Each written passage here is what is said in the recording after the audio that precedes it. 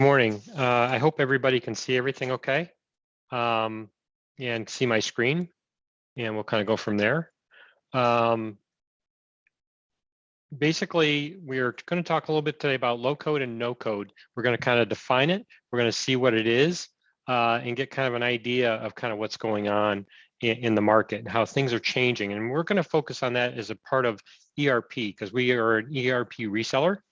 So we're going to talk a little bit about those kind of pieces. So we're actually going to continue on, and I'm going to just do one more thing here and get rid of the distraction of me looking at the camera. So anyway, we're going to introduce ourselves. We're going to talk about who Hudson River Computing is, what we do for our clients in general terms. What is low code and no code? Basically defining it to a large extent. What are the advantages? What are the pitfalls? What are the things to watch out for? And kind of a quick review as to what it looks like. And then we'll have a short time for a Q&A at the end, hopefully. Anyway, Hudson River Computing was founded in 1993, and we concentrate primarily at that time what people call accounting systems, and we were in the low to mid market. So we were carrying Microsoft Dynamics Microsoft Dynamics accounting. We were carrying Microsoft Dynamics, which is basically turned into Microsoft Dynamics GP. It was from a company called Great Plains Software at the time. We carried DOS products. We carried Platinum. For a while, we carried Solomon, and we kind of concentrated on those pieces. And they did some things that people weren't able to do at that point in time. So it kind of changed quite a bit as what we did. We have experienced staff that have worked with us for a long time and basically have a great knowledge of how ERP works, as well as how things work within organizations. We have accounting backgrounds, we have technical backgrounds, and we do have programming as well, depending upon the requirements of what our clients need. We're committed to quality products. We pick our products carefully. We're the ones sitting across the table, so it's kind of important to make sure we pick the products that are going to work well for us. So we're going to kind of go from there. Okay, so hopefully everything's going well. Products that we support currently, we actually support Acumatica, which is a cloud-based ERP product that's got a lot of feature set built in and covers a lot of different industries. And we carry Microsoft Dynamics GP, which has been around for a long time and basically is a premise-based product. So Acumatica is our cloud offering, and Microsoft Dynamics is the pretty much the premise-based. If we go a little bit further, okay, we'll see that as we go through that, what is low code and no code, okay? So if we talk about this for a moment and we kind of step back for a second, and what do they do? What does low code do? Well, typically it's a platform. And it might be for a specific product. It might be more of a global product. It might be something where it interfaces with a bunch of other products. The scenario with low code is that what it's supposed to do is actually kind of eliminate a lot of the heavy lifting of code. For those of us that have worked in the industry for a long time, and I've gotten away from writing code on a large basis, but part of it used to be, okay, you sit there and type syntax, right? Literally type it out, and depending how far you go back, it could be a scenario where you go back far enough where you worked in the days of COBOL and you wrote code and everything was very structured. Then we got to less structured code, okay? But we still had to do that. So the idea of it is with a platform that handles a lot of the coding for us, whether it's low code or no code, the idea of it is they take care of the heavy lifting. We no longer have to sit there and program, okay, how do I connect to this environment or these tables, or set up the data classifications as we start and declare them. So the application takes care of that for us. The platform takes care of that for us. The visual approach to development is also another part of it. So, versus, kind of the text space where we're typing a bunch of words, and it's gotten better over time where you're typing in the various code and syntax. But, in the old days, you typed it on punch cards, then it got to be, visual environments, and you typed it in and it did lookups for you and things like that, but it's still very much a syntax oriented scenario. The difference here is that with a visual approach, it might be a drag or a drop onto a form. It might be a selection window. It could be a variety of things. But you're not doing a lot of typing where you have to worry about syntax. That being said, okay, you still have the option of actually doing code. Maybe if the requirements get complex enough, you can't really get it that easily within the no-code environment or the low-code environment. There are times where you still could do that, okay, where you end up still having to do some amount of code. And then, it's kind of those other pieces. So it sounds like it's kind of a mixture right now where things are kind of in transition for a lot of products, depending on what they are. But the idea of it is it saves a lot of the coding. You don't have to worry about, okay, how do I connect to that table? How do I actually drop that field onto a form? And those are minor details, but they can save a lot of time and effort. No code eliminates the code to write, the requirement to write code altogether. Okay. And basically the idea of it is that, hey, I want to actually put this onto the form. I just drag and drop it onto the form. Maybe name it. Maybe I have to type a little bit to put a name on it for identifier. The thing to keep in mind, okay, with both low code and no code, you still need a basis of programming knowledge. And why I say that is that, programming isn't strictly just the syntax. It also requires a certain amount of understanding of, okay, how do I accomplish this task? Meaning that as we look at the platform that you're using for whatever your environment is, okay, can the system kind of do that? How do you lay it out? How do you structure the menus? How do you plan what fields you're going to have and what data layouts you might have? Comes back to the understanding of data structures. So when you lay out your database, you're not duplicating data a lot, or you're not creating a data set that's difficult to work with to get the end reporting and visuals that you want to have from your product. So those all become important influencers as to how that works. So keep in mind, it doesn't mean you don't have to have a background. It means that you have to have that, okay? And then no code, keep in mind, depending upon what the requirements are, okay? Sometimes you might have to adjust your requirements to match what the no code can do, okay? Versus the low code where you still could actually kind of commit to a certain exact way you want to have things done. And so there's kind of pluses and minuses on that. Now, a lot of environments are kind of a mixture where they're low code, no code. That's why you see the phrase together a lot, meaning that they do a lot of things with no code, okay? But there's a couple things you might need to still do with low code, or they give you the option to do low code and actually do code if you want in situations where you want something more specific thing to be done directly to the no code environment in the platform. So where did it come from?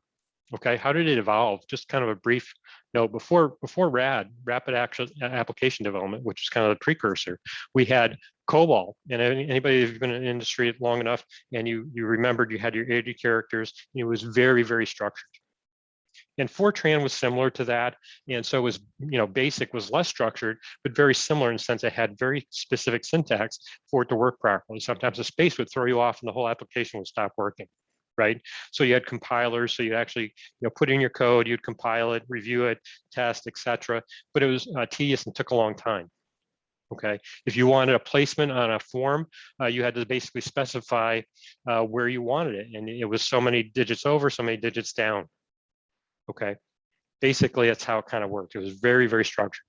Self-documenting worked well, but the idea of is that. Then we had kind of the piece in between there a little bit, where you had rapid application development.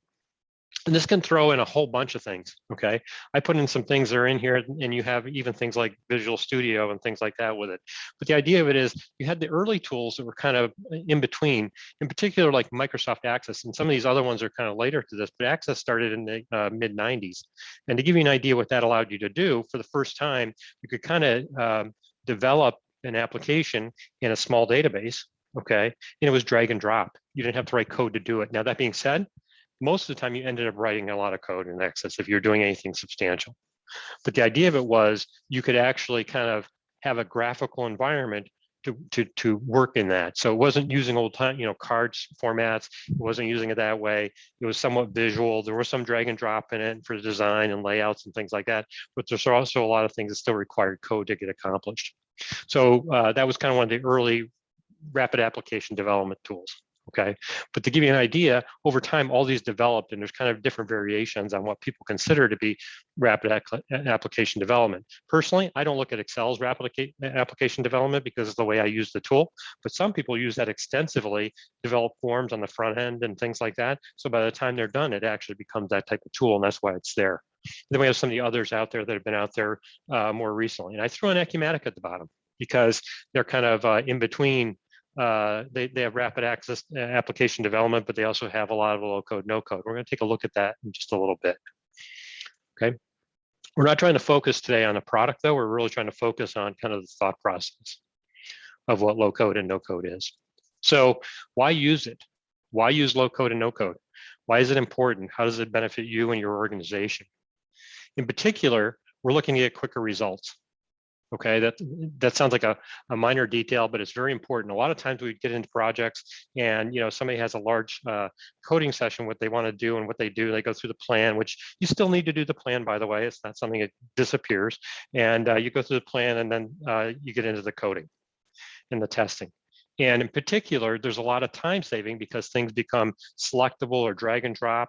And you don't have to write the code to do all those different pieces. So if you want to connect to your data, you just connect your data. You want to add a field, you just add the field. You don't have to worry about changing the definition and going to the database and updating and adding the field and making sure your code matches that definition, for example. So while it's a scenario where it does the similar result, it actually does it kind of much more quickly. So, so you have the reduced time on coding. So you have that. So on top of that, it helps to reduce the overall timeline. So it allows you to bring items to production much, much faster than it did before, because as you go through, it's a scenario where you can develop much faster. You can go through the testing, make minor revisions faster, so you end up in production more quickly. So a project that might have taken, weeks or months or years in the past, okay, may take hours, weeks, or months instead of that, and then it becomes important. So the timeline shrinks substantially on your development time or your review time. Now keep in mind, low code, no code has a lot of definitions in it. So it could be a scenario where something doesn't even require code anymore. It's just configuration in some cases. We'll talk a little bit about that. The improved agility. Okay, how much if you have to change things, okay, organizations get bombarded from all sides. There's things internally require change to the applications you're using. Maybe you need to track additional information. Maybe things are environmental. It comes to you from the other side. If we have a client that basically ships in from snack foods from China, it became critical for them, more critical than it had in the past, to be able to track the container ships coming across and the containers and where they were location-wise. So we did a small add-on for them to be able to track some of those additional pieces of information that basically we couldn't find anywhere that they would require at this point. That became a later piece. It was something that's happened in the last 18 months due to COVID, because we've all seen on the news, probably a lot of us see on the news anyway, how many organizations have container ships waiting to come in the port, to the point where Walmart and Target and Home Depot are trying to kind of avert that scenario of being lined up and trying to figure out other ways to get things into the country because they're worried about their holiday season at this point. Okay, but that idea, that requirement, that change that they required to be able to track those additional details that they didn't require in the past become really important, especially in snack foods. It's a scenario where the product, if it sits too long, it dates out. It just isn't any good anymore.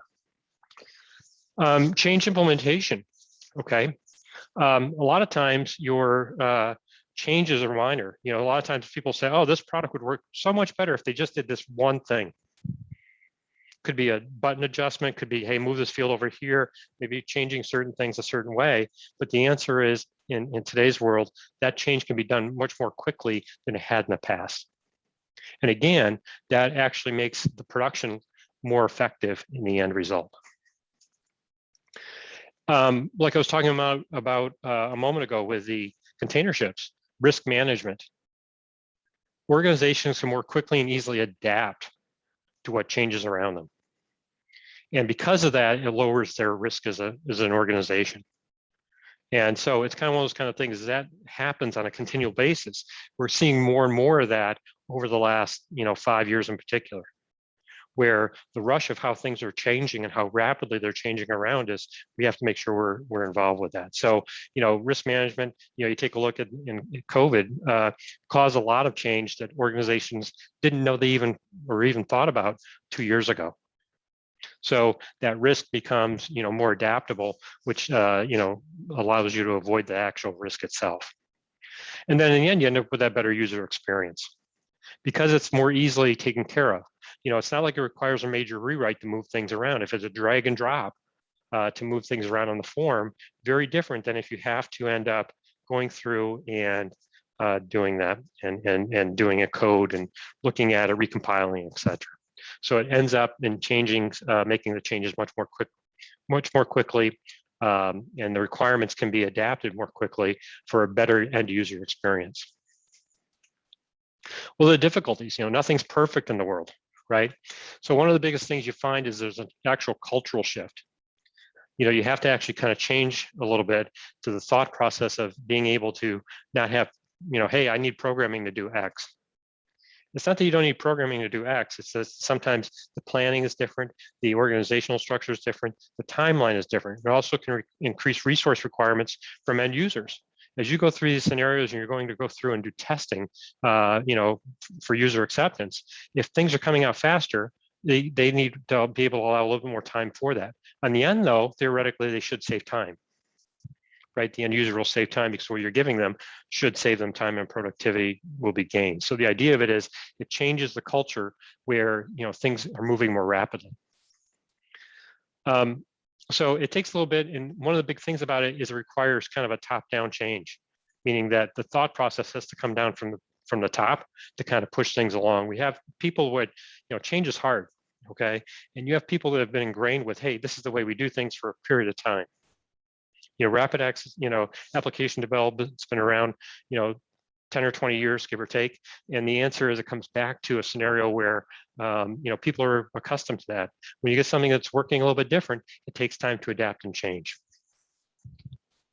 Along those same lines, it takes a while to become proficient in the new platform. If somebody's been doing something for 10 years a certain way, and we've been coding it and doing it this way in Visual Studio, works great. But you know what? Initially, they're going to be able to do it faster in the old method.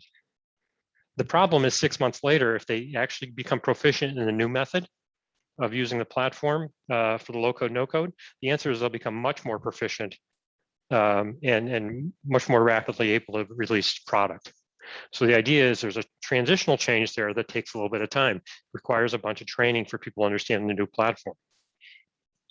Finding the correct platform can be difficult. There's different requirements depending what you're doing. Since we're focusing on ERP, some of the complexities of what we deal with are the requirements themselves. ERP has a lot of complex requirements. Everything from tracking inventory and where's that going to be available to, okay, when this updates, then this has to update on the purchase order, this has to update over here on the sales order, this will update to the customer, connecting all the way back to CRM perhaps. Additionally, it deals with high transactional volumes in many instances. So that adds to a platform that has to be able to handle those transactional volumes that you're going to incur. So ERP is unique that way. Salesforce, great product. But if you take a look at it from its database being able to handle larger transactional volumes compared to many of the ERP products that are out on the market, if you have actual transactions, it doesn't perform as well as the ERP products do. That doesn't mean it's a bad product. I mean, it's a great product still, but its functional design is different. It's meant for providing and capturing information so you can, better service customers and all. But it's not designed for, hey, I need 10,000 sales orders to go out the door today, and I need to fulfill them. And that creates how many thousands of records behind the scenes. The database design isn't strong that way. Doesn't mean it's bad. It just means it's different. So when you're looking at it from an ERP standpoint, you make sure that the platform that it's based upon is able to handle that transactional volume. So the idea of it is some unique things in finding the platform can be unique for ERP in particular. So keep in mind, finding the right platform can take some time. It's not one of those you can come along the first one and say, let me pick this one, or let me pick that one. It'll take some time to get there.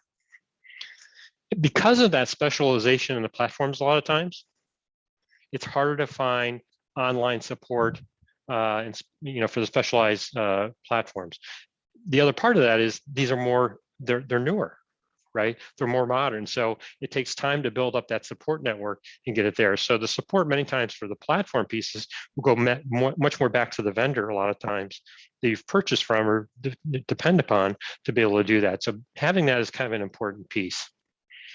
Okay, so that's kind of one of the aspects that people kind of forget about. Picking that platform is really critical and important. But keep in mind, it doesn't mean it's good or bad. It just means keep in mind you're going to find 4,000 documents on a particular topic most of the time. What can go wrong with low code, no code? The biggest thing is lack of planning. People they get anxious to get things done. And this can happen in even in prior versions of development. They get in a hurry to get things done. Hey, we need to get this done tomorrow, right? Is always kind of the thing. They need it today. And one of the things you find out is that sometimes because of that, you don't want to take any shortcuts in the planning.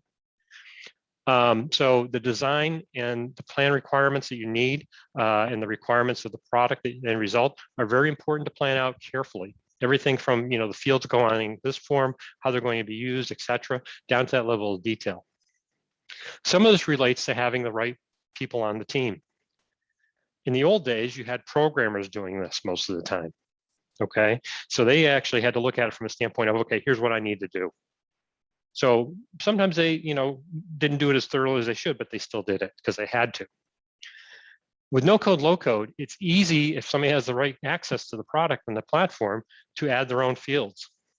So as a part of the plan, you need to make sure that you only have appropriate people that can do things. So for example, it could be a scenario where somebody's planning to do something, okay, for development, and then all of a sudden, and then a high-end end user turns around and says, yep, I need this field today, and they just go pop a field on a form.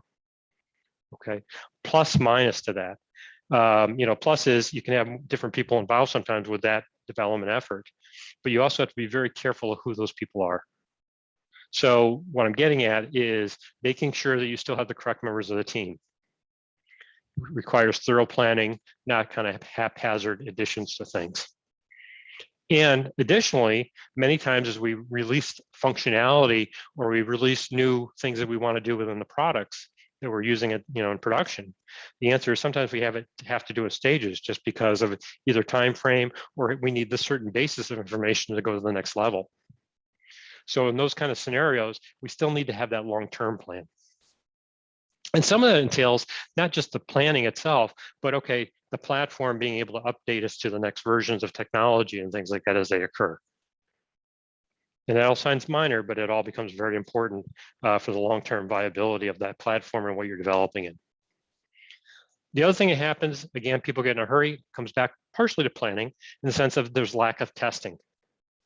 There's times where people think that, okay, it's a low code, no code development. I can just pop a field on there. We can just start using it today. Doesn't mean you don't need to test what you've done before it rolls out. Okay, so it's those kind of things that kind of need to happen. You need to go through and make sure that the lack of testing is absolved as well. And again, that comes back to policies and planning. And then I've seen a few situations where there's been version management problems. You have basically two teams where they're developing kind of different parts, and they didn't, unfortunately, kind of manage the parts very well as to how they were going to merge together. Now, this isn't unique to the low code, no code, but for some reason, I've seen a little bit more in this environment, somewhat because I think there's less planning involved in some people's minds with low no code. And sometimes people get in a hurry, and again, they kind of rush through certain parts of this. It's important to make sure they don't do that. Along with going to the platform, make sure you pick an organization that has a stable long-term plan and roadmap for their platform. Sounds like a minor detail, but pretty important. This is Acumatica's kind of platform, just going to give you an idea. We're going to actually use Acumatica as our template today to give you an idea of what we're talking about.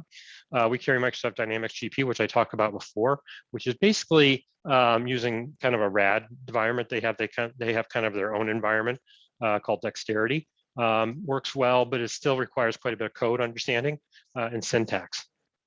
Acumatica, a lot of the customization can be done without that. So in kind of taking a look at the platform, you notice here, they have everything kind of done into various buckets. All right, so what happens is with these different containers that they have here, where you have, everything from a container for HTML5, and they're stacked SQL Server connectivity to other database types, it becomes an important aspect of how they built their product. It's very container-based, meaning that if they want to change a low-code, no-code framework, they don't have to recode their whole product. They don't have to recode everything else. Those hooks need to be adapted, perhaps, to make sure they fit into the world. But the idea is they only do that one piece. So if they go through and say, "Yep, we're going to change our cross-browser support," for example. Okay, it's a scenario where they just lay in another piece of code for that part. They don't have to recode the whole product. So the idea of it is that's kind of the thought process on it. Notice the low-code, no-code framework is built into their product as one of the bundles. That's new over the last couple of years. Even though they've had a certain amount of low-code, no-code all along, they've kind of isolated a little bit more to make it so it's much more upgradable, and they're making quite a bit of progress in that arena. Okay, but as you can see, they have different kind of bundles. They're all, the modules and all are integrated together. They're hooked together between the different areas, those types of things. We're not here for that particularly today. Okay, so I'm going to actually get out of PowerPoint. You guys have probably had enough PowerPoint at this point, and I am going to be running Acumatica on my local machine. And so don't worry about speed, because I can't control the speed on my local machine. But the idea of it is we're trying to give an idea of what it can do. Okay, and Acumatica is typically in the cloud, and we'll kind of go from there. So I'm actually going to load it from a virtual machine that I have. And there's some things that are just configuration nowadays in a product. Okay, things that used to require code. In the old days, to do a menu actually required code. Think about this for a second. If I wanted to change the order of this menu, and I can click here and click on design, edit menu, and oops, waking up, there we go. So if I go and edit menu and I say, you know what, I want payroll at the top, and I can just drag it up to the top. In the old days, that would have been code. Okay, now over time, that's changed a little bit.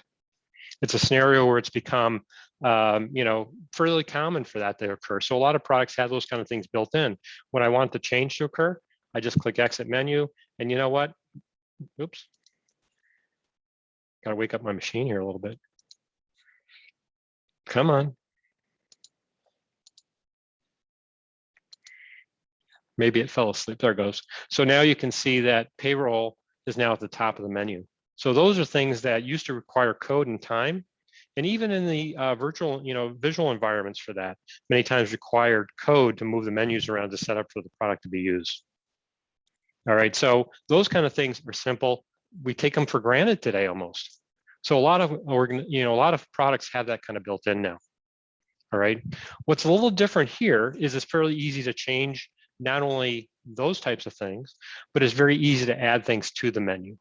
So if I go to within Acumatica and I go to more items and I go to customization and I go to generic inquiry, and we're just going to do a simple thing here. Okay, just a real simple one. And we're going to show you a couple different things of being able to access information without having to really know code. Now, with this, if I want to look at, say, the purchase order information, okay, so I can actually go in here and type, I'm going to type in the PO info, just to keep it simple, okay? I'm going to tab that, and I'm going to add a table. So when I add a table, I'm going to do a lookup, and I know that that's probably purchase order something, right? But I don't know exactly what it is. So if I go to the purchase order, okay, I can actually look at the PO form itself. And in looking at this, it's like, gee, what is the table name? I don't know. Well, in the not too distant past, okay, I'm just going to pull up a PO. In the not too distant past, okay, this was something you had to look up somewhere, okay? And I still have to look it up, but you know what? It's related specifically to this. So if I'm looking at this, I can actually do a search right on here. If I hold on the Alt Control, okay, I can actually look at the individual fields. Okay, so if I click here and say, what is this field? I can look at it and say, yep, that's the PO order. and that's the order number. So the data class, meaning the table, is the PO order. So what I want is the PO order. So if I go over here and look, I can just type PO order. I'm going to do all records to make sure it shows up. Wait a moment. Okay. And it narrows it down. I'm like, yep, here's PO order right there. I'm going to select it. I've added that to my definition. I'm just going to click save here. Okay. So right now we just have that PO header. But what happens on a document like the purchase order, in this case here, there's a whole bunch of different records involved, right? So if I look down here and say, yep, I want to know inventory history, for example, on POs, maybe, I can actually click on this. Oops, I misclicked myself. If I get here, I'm having trouble with my keyboard here. Hang on, there we go. So if I look at it, this is the PO line, right? So I can very easily do that. Now, it doesn't tell me what the connection is, but one of the things I can do with this, I can actually go over here and add related table. What it's going to do based upon the schema of the setup within the system, is say, okay, what table is tied to the PO order?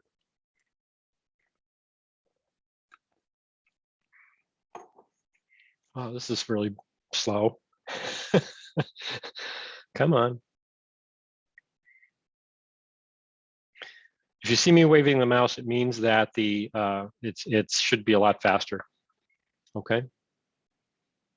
So the idea of it is here, I can actually look for my PO line. Okay, and I just got to go down through the list here. Notice here, there's a whole bunch of tables I can connect up, and I can do a search, or I can do it the other way. I'm actually going to take and just scroll down because I see it right here. Here's PO line. I'm going to select the related table. And the nice part about it is it actually makes my join for me.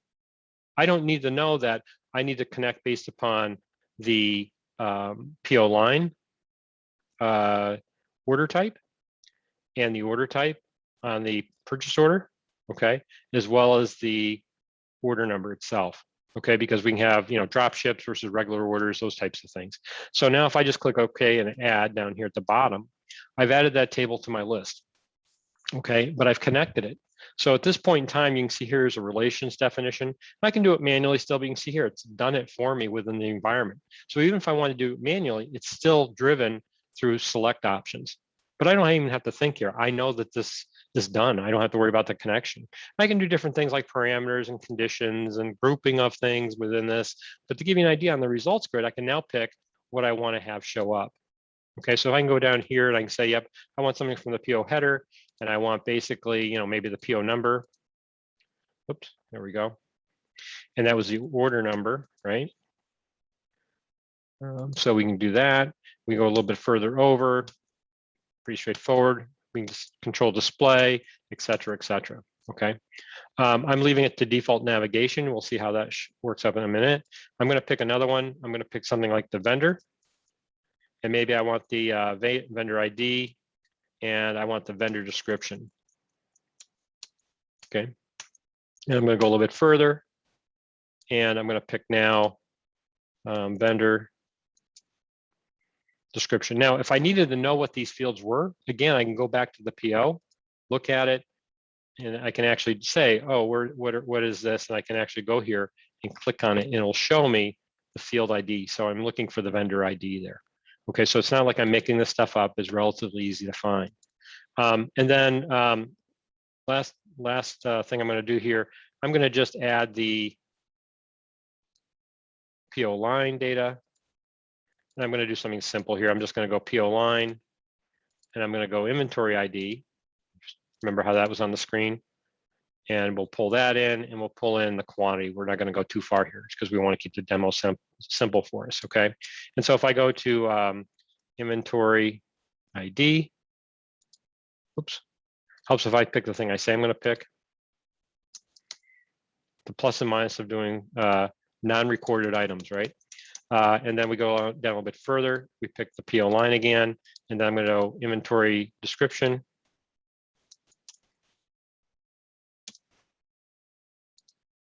Oh, have to spell inventory right. Okay, inventory description. And then down below, I'm going to do one more for the PO line. And in this case, I'm going to call it, I'm going to look for the quantity. Oh, I think it's QTY, now I think about it. And basically I can say, what's the order quantity? Okay. If I click save there, oops, come on, there we go. It saves it. I can now view the inquiry. Okay, so I very easily have created something where I can do additional lookups. I can do other things. Now, the thing about it is I didn't have to do a lot of code to get there. And I can basically look at that and say, okay, what did I do? All right.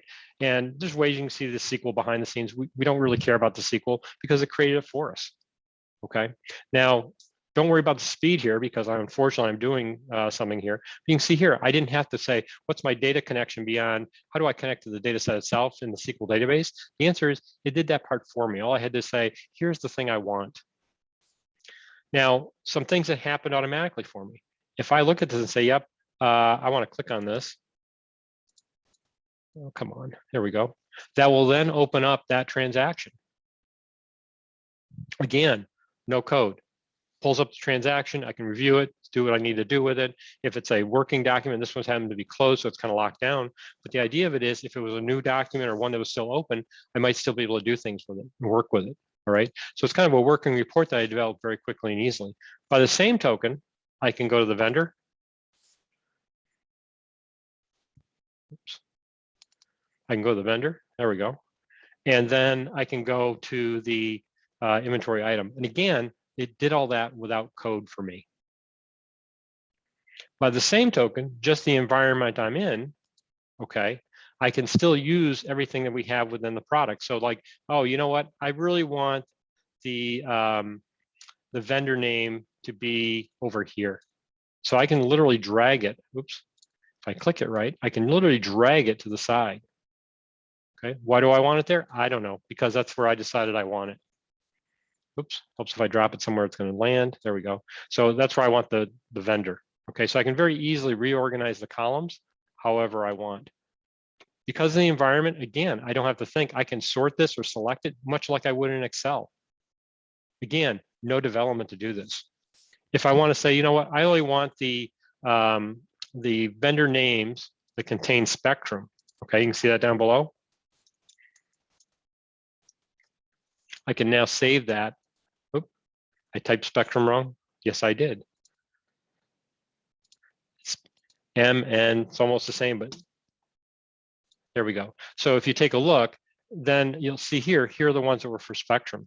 And it very quickly brought it down and narrowed it down for me. All right, so that's the idea.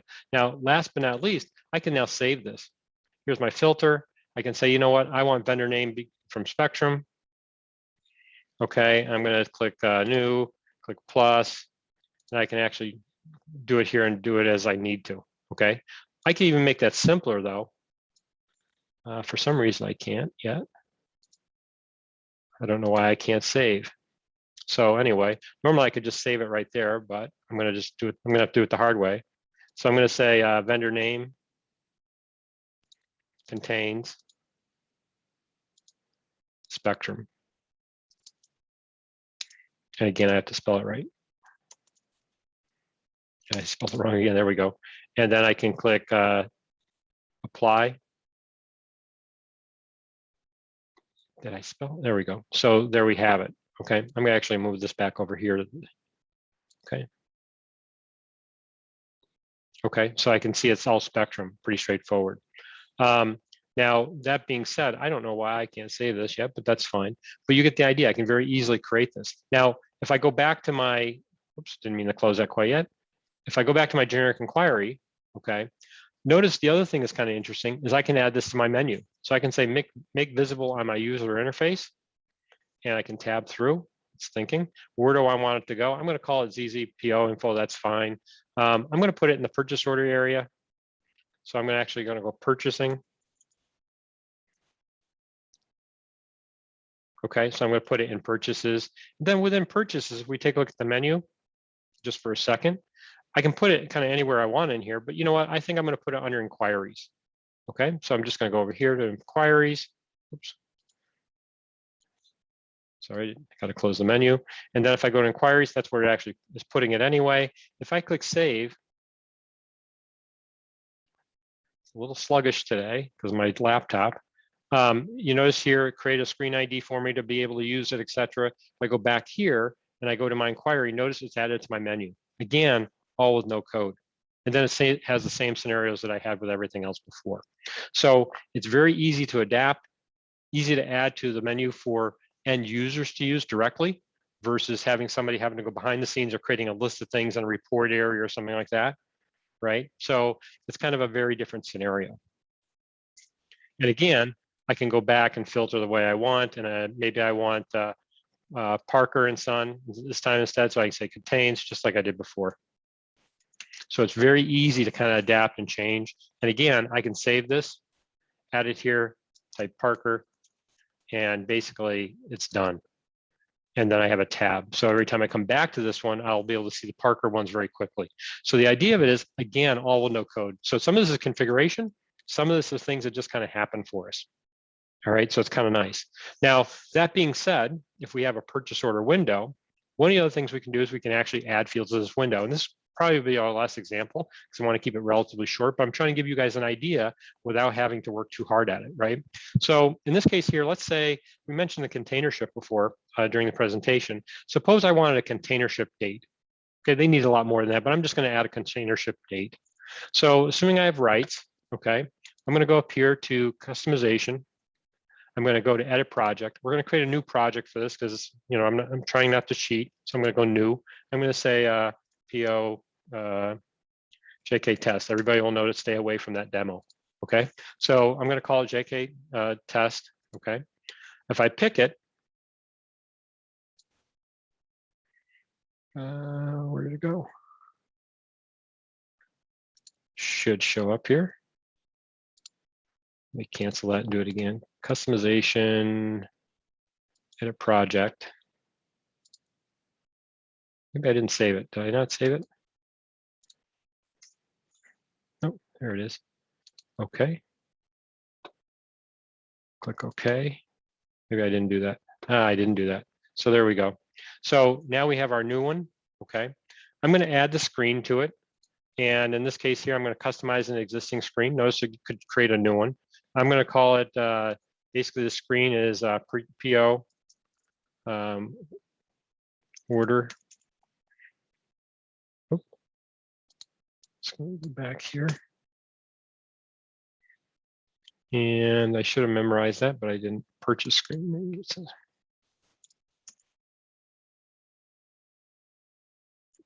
So if we go, almost, hang on.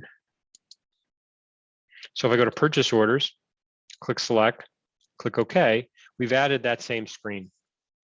And this is what it looks like in design mode. Okay. If I want to add the field for that, okay, I can actually come in here and say add data field. And I can look at the data pieces and it fits into the form. Again, this comes back to learning the tool.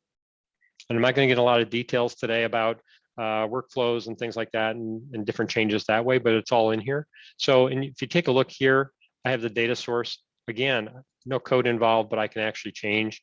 If I look at the form itself, I can actually look at the document, and within the document, I can actually look at the different, come on. Waiting for the little expansion here. I can look at the different columns at the top. Okay, so if I look here, column 1, column 2, column 3, notice here, we basically have 3 columns of information. That's how it ties together. So what I'm going to do is add a field here to the second column. So in this case here, what I first need to do is add a field. So I'm going to go to add data field. And boy, is this slow today. I'm going to create a new one. I'm going to create new field. And I'm going to call it something tricky like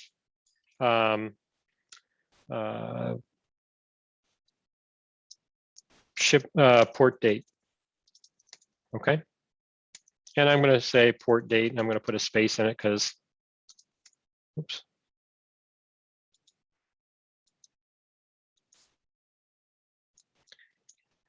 Get rid of that because it typed twice. Okay, and then what type of thing is it going to be? It's going to be a column. It's going to be an item in the table column. So it's going to add to the table. And then what type of data is it? Well, this one happens to be date and time. And basically from there, it kind of knows what to do. I can't define the length anymore. I'm going to click OK. I'm going to click OK. Come on, come on. Okay. And at this point, it's added the field, but I can't really do anything with it because it hasn't actually added the field to the database yet. So it's added to this part, but not the other. So I need to publish this for it to actually create the field. All right. So what's going to happen there, it's going to actually create the field user port date. And based upon that, I'm going to have the port data. And you can see it's going through and writing a bunch of code for me. Notice I didn't have to write any code to do that. It places it in the database. It does all the pieces that I don't need to do. And that's the nice part about it. All right. So step one is you still need to know how to use the tool, like we talked before. So in this case here, I've added the field. All right. So you can see here it took about 13 seconds. So it's relatively painless. All right. And notice here on this here, it's still not there. Pretty straightforward, right? Makes sense to everybody. I'm going to go back to customization. And when I go back to it, notice it brings it back to where it is. My screen is still there. I'm going to click on my screen again, which is the purchase order screen. Now at this point, I can add the control to it. Okay, so if you take a look here, I can click here, add controls or add data fields, etc. But I'm going to go back to the add data fields. And I'm going to create the controls for it. So it should have my field here. Oh, I want my custom fields here. Hang on. Should find a custom field. Oh, I got to be in the same spot. My fault. I don't know where I created. I created the wrong spot. Of course I did. So we'll need to move that. Yeah, I know that. Let's do. Shouldn't have done it there. Oh, let me do another one just to be safe. Let me go back to. I meant to do it on column 2. My fault. I got to pay attention to what I'm doing.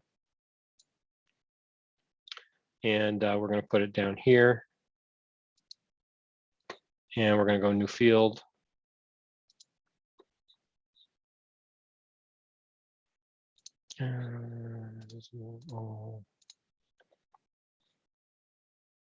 New field, user data port 1.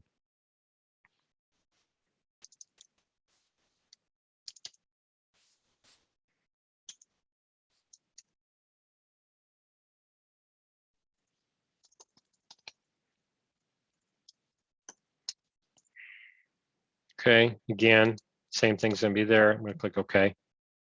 So I do need to publish this so it'll show. Okay, again, because I did create that again.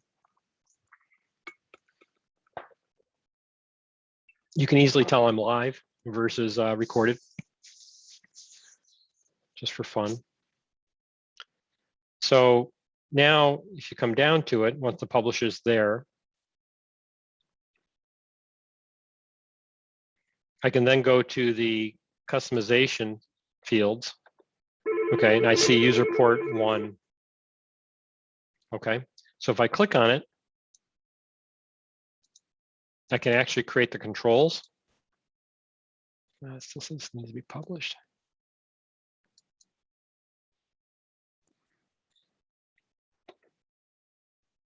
I think it's because it's being pretty slow right now as far as processing. There we go.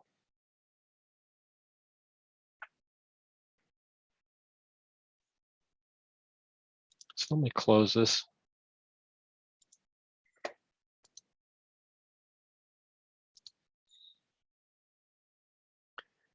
And then go back to my customization.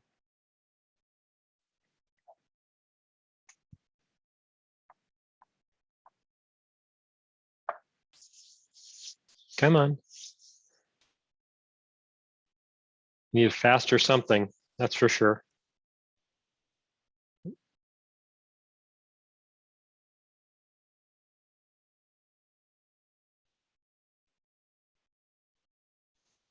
Come on.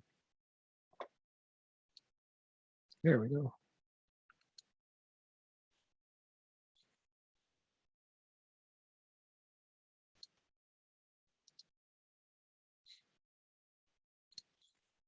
Yeah, that took a minute. So now I can open up the window. Again, the field's not on the window yet because we don't expect it to be. All right, so now I'm going to go back to my customization, edit project, click OK. And from here, I can now pick my form, go back to my column list, and create my control. So, come on. So if I do my form, pick my column, and I can say this column down here. Or did I do column 2? Hang on, I think I did column 2. Yep, so I can actually pick here, click on fields, because I want to add the field to the screen. I'm going to do my custom.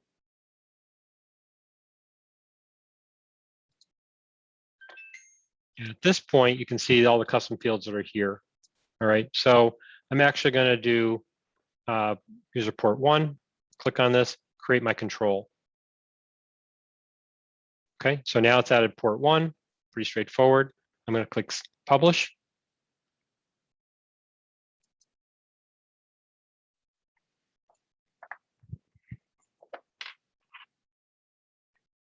Come on, come on, come on. There we go.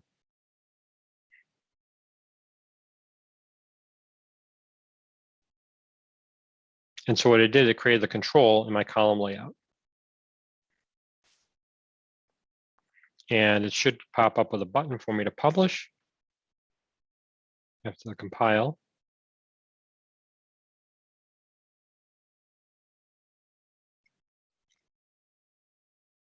Come on, come on, come on. So once it comes up with a publish, okay, and once I've published it, it'll take a moment, but then I should be able to go back to the PO. And once I do that, I can then publish that and that date will show there and then I can use it, right? So it's actually starting the website, we're good. And if I close this, we're good. If I look here, no date yet, but I don't expect it to be there yet. I'm going to actually just pop open another window temporarily while it's thinking. Okay, and then it'll take a second for the purchase orders to load. And then once this is loaded and I open the PO, with any kind of luck, if I did anything right, we should see our date there. And then that date's usable. So if we go back to our generic inquiry, we can easily then use that field throughout the system. And so we're going to kind of show you kind of the whole picture, and that'll kind of wrap us up. And that gives you an idea of what we can do now that we weren't able to do very easily, say in Dynamics GP. Well, as considered a rapid development environment, application development, it still didn't give us that kind of capability. Okay, you couldn't do that quickly within Dynamics. And then on top of it, you would have had to specify a lot more of how that would work within the system. So that's how that actually kind of works. Notice I have my port date 1. Okay, if I create a new record here, I'm just going to do new. Come down through, we're going to define today, pick a vendor. I'm going to go to vendor. Okay, it's going to fill in the defaults from that vendor. Okay, come down through here, and at this point, my data is available. Notice I didn't have to do anything to say, okay, how does the calendar work? How does it do this? How does it do that? You know what? I'm going to move the port date out a few months and put it in November 16th. Okay, put in a description, JK test. Everybody knows to stay away from it. And then if I go down here, I can actually put in a product to order. And we can pick, I'm just going to pick the first one because it's right there. And I'm going to say I'm going to order 10 of them. And which warehouse? Okay, it's going to default to that one. That's fine for what we're doing here. Okay, and I'm going to order 10. And we're going to pretend the price is right because that's not our focus today. And I'm going to click save. And we're going to release the status. Okay, so we're going to remove it from hold. And there we go. I'm going to approve it because I have approval rights. I'm admin. Okay, don't recommend that you do it that way. And now we have it ready. It's an open PO. If I go back, that field is here. It's available to add. So I can add it to this one. I'm going to actually add it to the one we worked on before for consistency's sake. So if I go back to my ZPO info and I go back to my generic inquiry and go back to customization, edit query. And last but not least, I can add my date to it. And so if I go back to my results grid and I come down and I add my PO order, I can now go back and add my date.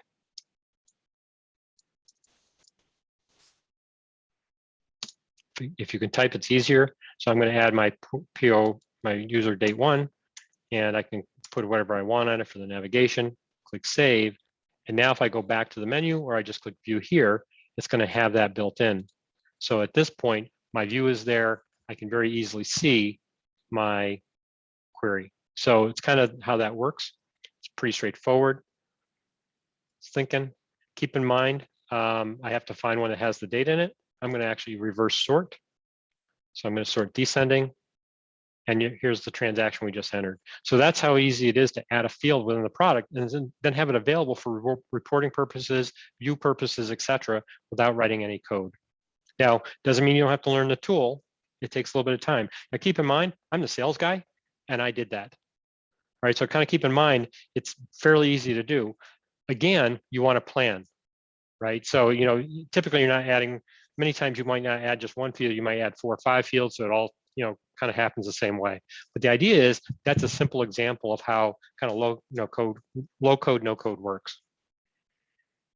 All right, so I hope everybody kind of found everything useful here. I'm not trying to take any time up. I'm trying to keep within the area. I don't know if anybody has anything in any questions or I'm just double checking here. I don't see anything there. Hopefully that kind of gives you kind of an overview of what kind of low code and no code and where it's going. Okay. Keep in mind, this is not set in stone. This is a continual development. It's getting better and better and happening pretty rapidly. So as you look for new products like ERP, for example, make sure your ERP product allows you to do these types of things. All right, so that's kind of our show for the day. I hope everybody has learned something out of it. If you have any questions, feel free to contact us and kind of review with us any questions you might have. Anyway, again, my name is Jim Kosher. Have a great day now. Bye-bye.